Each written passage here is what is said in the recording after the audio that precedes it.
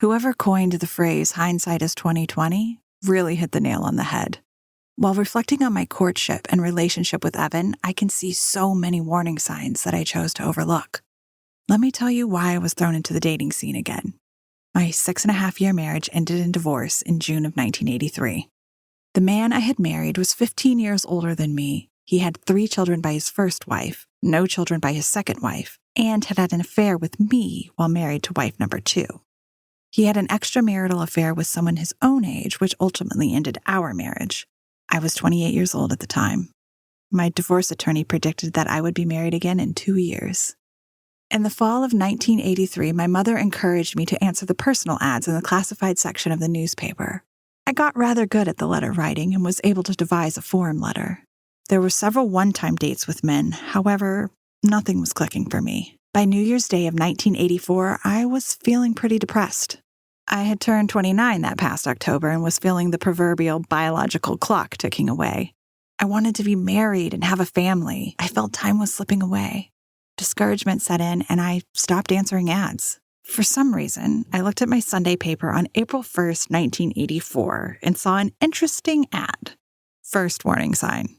It was April Fool's Day. I answered the ad and heard from Evan on April 3rd. It was spring vacation week, so I was able to meet him for lunch at the Ground Round restaurant. Second warning. The restaurant went out of business and was bulldozed down. There was no waiting on the Lord for this one. I arrived at the restaurant as he was going in. At that point in time, I was not into country anything. I was not impressed by his attire. He had on cowboy boots, for heaven's sake.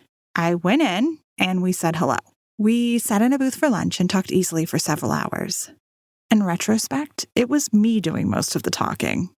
Evan asked good questions and appeared to be an attentive listener. We stayed until almost dinner time.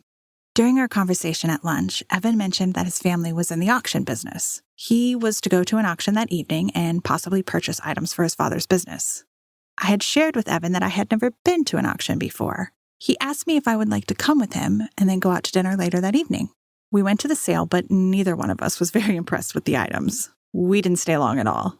Everything looked like pure junk to me, and I thought to myself, I hope all auctions aren't like this. Evan took me to an Italian restaurant for dinner. We had shrimp pizza, which I had never had before. During dinner, Evan shared that he was a Christian, believed in the Lord, and was looking for a church to attend. He had recently moved back to the Fort Wayne area from Colorado. That night at dinner, Evan said everything that I had been wanting to hear. This, too, should have been a warning signal to me. But I wasn't paying attention or listening to my inner voice. This was a feeling I would experience many times during my marriage to Evan. This was his way of manipulating me to play with my emotions. Since I was feeling so safe and comfortable, I invited him back to my apartment after dinner. Upon arriving at my apartment, he immediately made himself at home. Evan took my puppy outside for a brief walk and returned, ready to make himself comfortable and hear more about my life. However, very little talking took place after we sat down. It had been a long time since I had been with a man. We did a lot of kissing and hugging.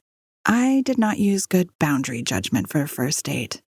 Evan probably got mixed signals from me that night. I should have questioned if this was how a Christian man should be acting. After an hour or so of heavy necking, it came time for Evan to leave. Before he left, I only knew that he had been married, had a 5-year-old daughter, his family lived in Fort Wayne, and he worked for the cable company. He said he would call me again. Evan did call. Often. We started seeing each other regularly and often. He sent flowers to my school on our 3-week anniversary. I really got quizzed by the office secretaries on that one.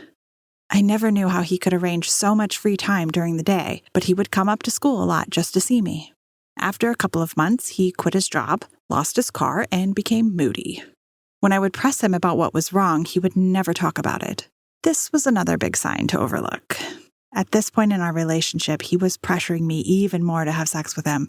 I kept resisting, but I felt I would lose him if I didn't comply. There was one night in particular that I remember vividly.